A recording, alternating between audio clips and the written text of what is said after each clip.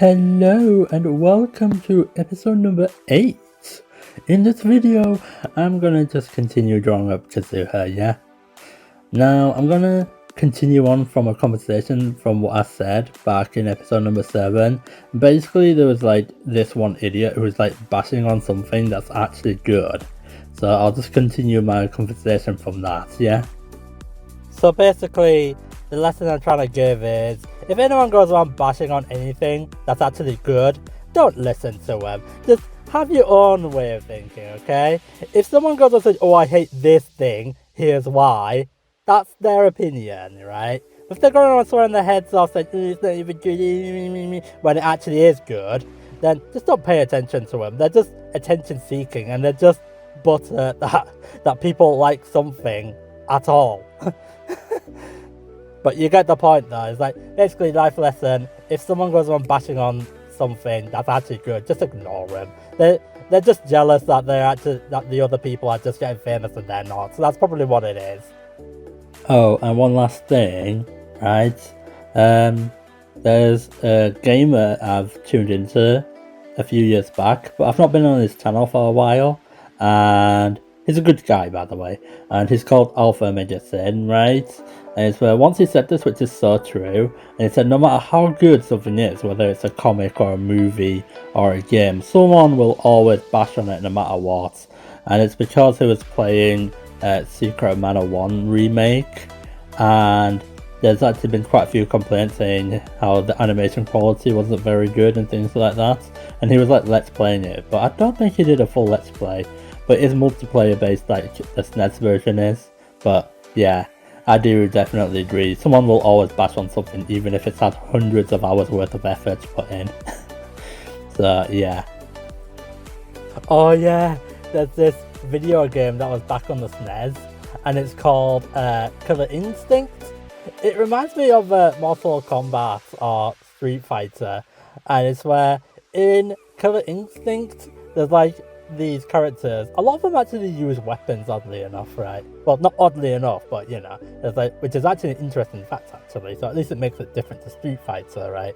And I remember there was this one character called Orchid, right? I think that's how you pronounce it anyway, and it's the thing with Orchid is that when you look at it from behind, you can practically see her butt cheeks in a similar way to Cammy from Street Fighter 2. And it's where I remember I was like playing it with some people like ages ago, like back in like the 90s series, 90s decade even, and it's where we used to just make fun of her saying, oh look at her butt cheeks poking out and things like that. And it's like, you know, it's like, and obviously because it was a SNES game, it was quite polygony and it was like 3D looking as well.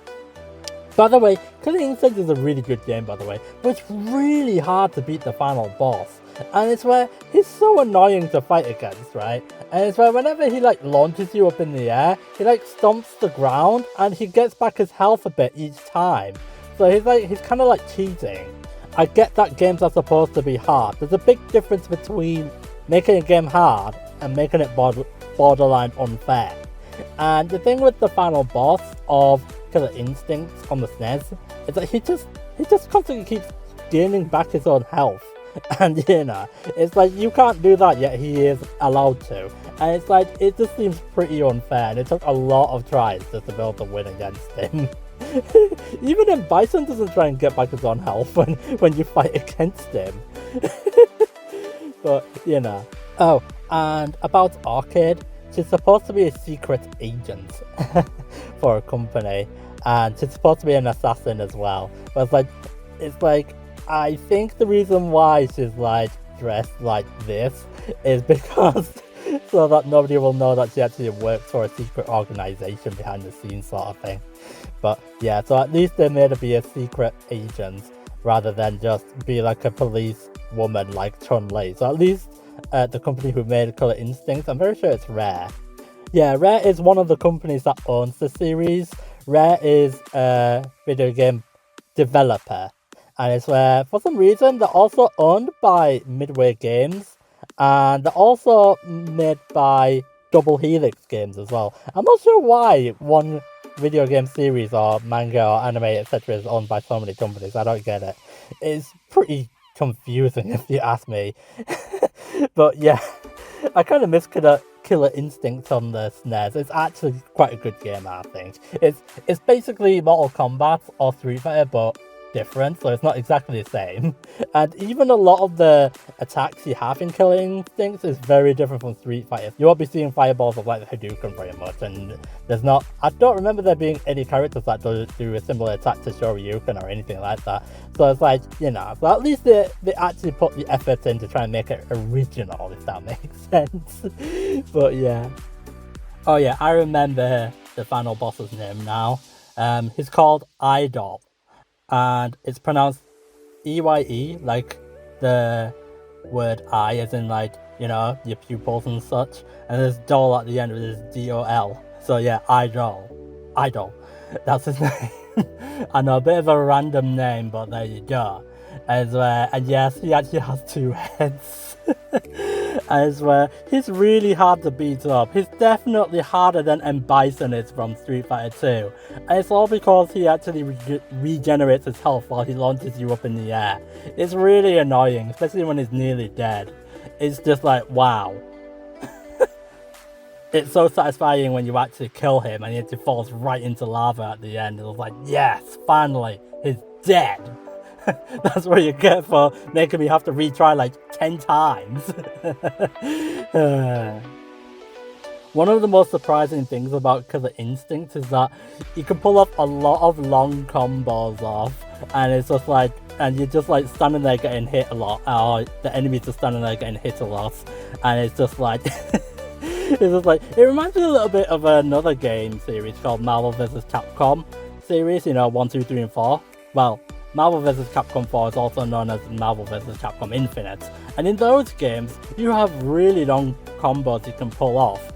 So you can kind of see where the inspiration was from Killer Instinct to Marvel vs. Capcom series, even though that's Marvel and Capcom working together. But you know, it's just like, yeah.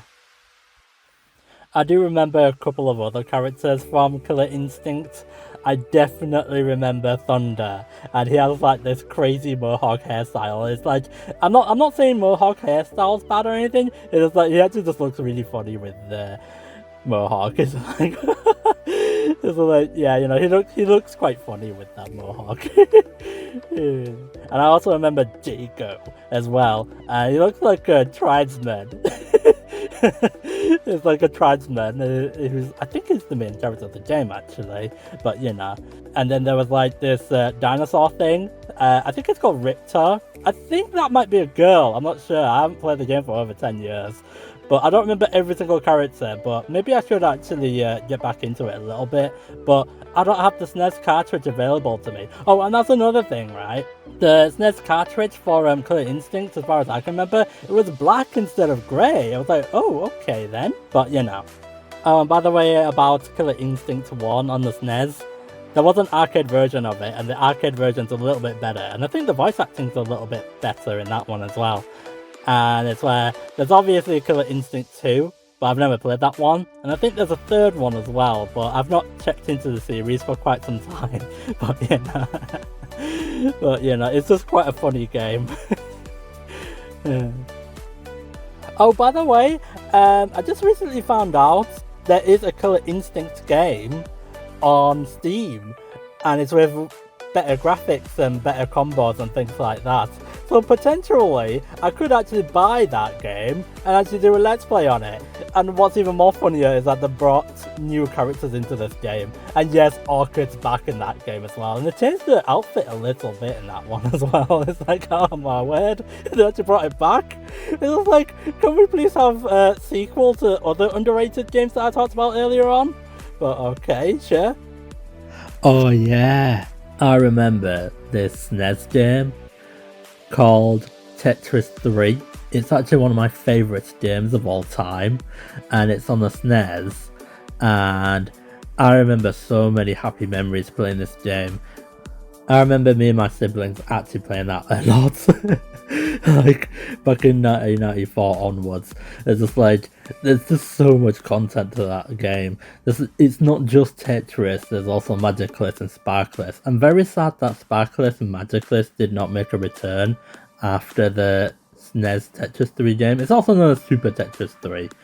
And it is such a minced game. The music's fantastic in it as well. And you can just do a lot in it. I remember getting stuck on these puzzles that you can do in Sparkless mode, and some of them took ages to figure out, and there's actually a few that we've never been able to sort out. There's a few that we've never been able to complete at all. And yes, there's even video walkthroughs of it now, but obviously back in 1994, YouTube was not a thing. So we were practically on our own to actually figure out the puzzles in Tetris 3. I definitely remember playing 2-player on Tetris 3. You know, that song in it that goes do do do do do do do do do. And it's where I think a couple of people who are subscribed to me will recognize that song. That song gets stuck in everyone's head so much after you hear it like a couple of times. And it's where I remember losing, and it's just like, I want a rematch right now sort of thing. And it's just so funny. It's just like, no, we don't have time. No, we're doing a rematch right now. It's just like, you know, the thing with 2-player is that when you get 4 lines, you know, the quadruple lines, the screen like flashes, and it's like, stage is free, or it sounds like they're saying excellence, but they're not. It's actually stage is free. It's just so funny hearing it. And I remember this one time when we were like saying, in your face, whenever we get a quadruple line and send 4 lines back to the opponent. It's just like, oh, what's the matter? You're at the top now. Why are you losing? We used to just troll each other so much. I remember reading this one comment on Tetris 3 not that long ago, and they were like saying, oh, the music in Sparkless mode doesn't even sound like Tetris music. But I did respond to him saying, the reason why the Sparkless mode music sounds like it's straight out of Lufia or some other medieval fantasy is because it's supposed to fit the medieval fantasy setting when you're in Sparkless mode, so that's why. Oh, and I am actually fully aware that Tetris, the company, they actually teamed up with Sega to make a game series called Puyo Puyo Tetris. And yes, there is Puyo Puyo Tetris 1 and Puyo Puyo Tetris 2. But the most funniest thing about Puyo Puyo Tetris 2 is that one on Steam costs £25. And the first one, costs £18 on Steam. Want to know why? Because Puyo Puyo Tetris 2 has Sonic in it. So basically the game costs more because Sonic is in it. Oh my word, it's like, so if Mario's in this game, suddenly it will cost even more by like an extra £10. That was actually quite funny actually. By the way, I have played the demo to Puyo Puyo Tetris 1, and one of the funniest things is that there's these 2 characters called Jay and Ella, and it's where when you play against 3 of them at the same time, it's where all you can hear is just them saying, hi there, hi there, hi there, hi there, you ready, double biffed it, all that sort of thing. It's just, they get really annoying after a while. And they're really hard to play against, by the way. Especially when it's 1 against 3. Not all on one side. It's just like, oh no. I think this'll do for episode number 8. So, I'll see you all next time. Thank you for watching the video. If you want to actually show your support, you may tick like, share, or subscribe to my channel. You can even do all 3 of them if you want to. So yeah, and with that, I'll end off the video. So thanks you for watching.